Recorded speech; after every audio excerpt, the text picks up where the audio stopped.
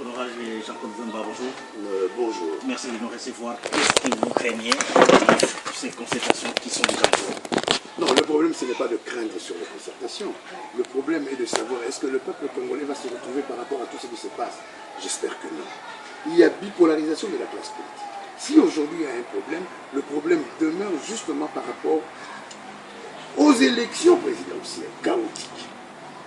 Comme vous l'avez su, le 28 novembre 2012, nous avons deux présidents de la République. Un qui s'est fait investir au Kamchachi et l'autre à Limeti.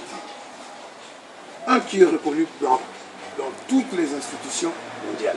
Mais un qui est reconnu par le peuple congolais qui se retrouve à travers lui, qui est Etienne Tshisekedi. C'est pour cela, 15 jours après l'annonce du pasteur Ngoï Mulunda ainsi que la confirmation par la Cour suprême de justice, Jean-Claude Vouemba et le MPCR avaient lancé un appel. Sur laquelle? Sur lequel que le contentieux électoral doit être vidé. Parce qu'il y a malaise. Donc, il va falloir y avoir une grande rencontre entre M. Etienne Tshisekedi et M. Kabila. Justement pour qu'on puisse vider la question sur le contentieux électoral. Malheureusement, je dis bien malheureusement, ça s'est pas fait. Le peuple congolais ne se sent pas à l'aise, ne peut pas travailler, rien n'est fait. Donc la crispation politique est là, la grande crise de légitimité est là. Et tout à coup, les concertations. C'est une très bonne chose, les concertations. Mais nous devons aller dans les normes. M. Kabila a signé son ordonnance en mettant les canevas de ces concertations. L'opposition s'est rappliquée par rapport au groupe parlementaire afin que justement nos préalables puissent être pris en compte. Et nos préalables ne sont pas tabous. Nos préalables, ce sont des réflexions vraies et justes. Notamment la libération des prisonniers politiques. Avant d'y arriver par là, le président de la République devait nécessairement introduire dans l'ordonnance présidentielle, qu'il devait modifier d'ailleurs. Il ne devait même pas abroger, mais il devait modifier.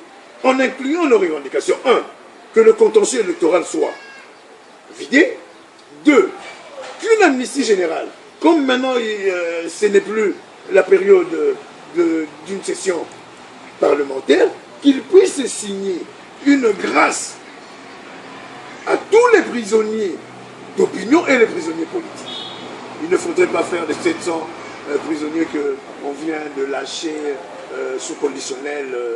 Non. Les véritables prisonniers politiques. Et le 3, de ne pas bouger le mandat présidentiel. Il a fait ses 2 ans. La Constitution lui dit d'aller se reposer. S'il peut revenir d'ici 5 ans, il n'y a aucun problème. Pourquoi ne le ferait pas? Puisque la Constitution ne l'interdit pas. Surtout ne pas bouger l'article. Surtout ne pas bouger l'article 220. Qui directement sera une révision constitutionnelle si il englobait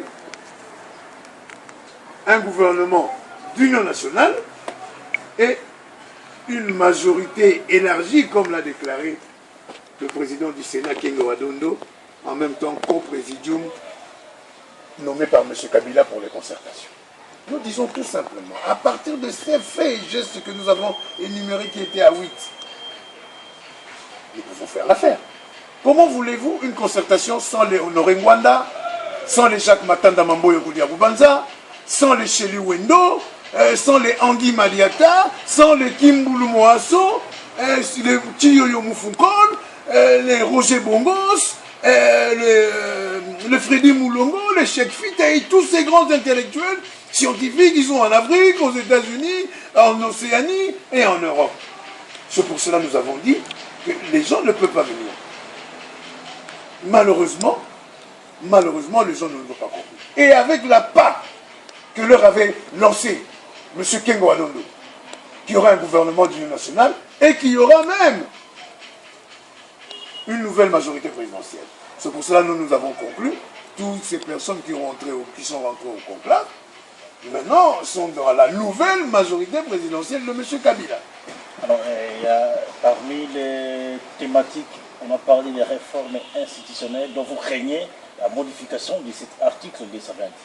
Vous savez, M. Kabila, pour une fois, je dois le reconnaître, a été juste.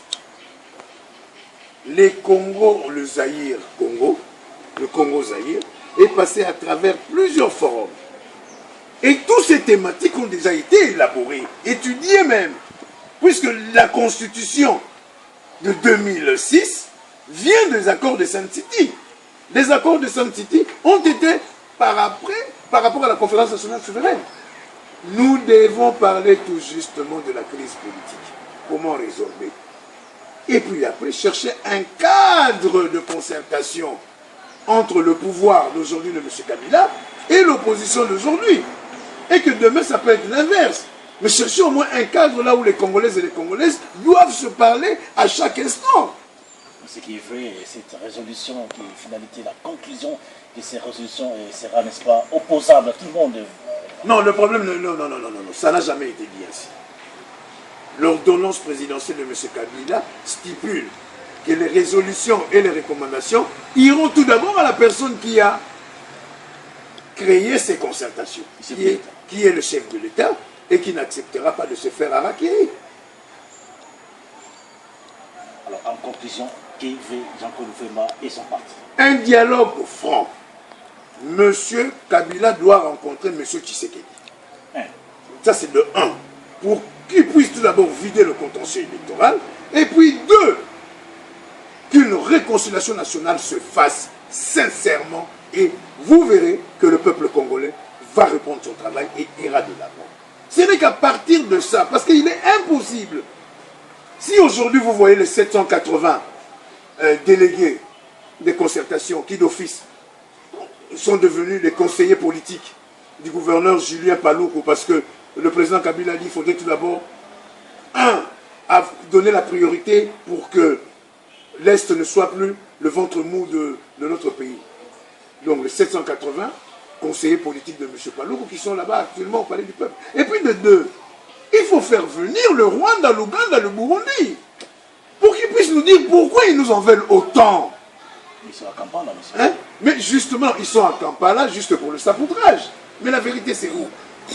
Et puis de 2, qu'on cesse ce peur par rapport au Rwanda, qui nous pointe le canon, et nous sommes là avec notre grand sourire. Ah non! Tant que le Congo aura des relations diplomatiques avec le Rwanda, la stabilité de notre pays ne vaudra pas la peine tout simplement parce que nous ne pourrons pas organiser notre armée, reformer cette armée républicaine. Et le M23, il est où? Vous vous réunissez au Palais du Peuple. Mais il y a un champ militaire qui est à Kampala, qui n'a pas encore vidé tout ce qu'ils avaient comme négociation là-bas. C'est pour cela que nous disons, nous attendons un vrai dialogue. Un vrai dialogue avec les 2 personnes concernées tout d'abord, M. Kabila et M. Tshisekedi. Et puis il reste souvent. Mais quant aux autres, vous savez, nous avons des banques de données sur les institutions, sur l'armée, sur la police, sur tout ce que vous voyez. Il suffisait seulement d'ouvrir, de ressortir ces banques de données. Le problème du Congo, ce n'est pas un problème de quoi que ce soit, c'est un problème de volonté. Or, à l'heure actuelle, la volonté n'y est pas parce que la population ne croit pas au pouvoir en place. Je les conseille qu'on peut être vraiment de la fin de votre travail. C'est bien cela. Merci.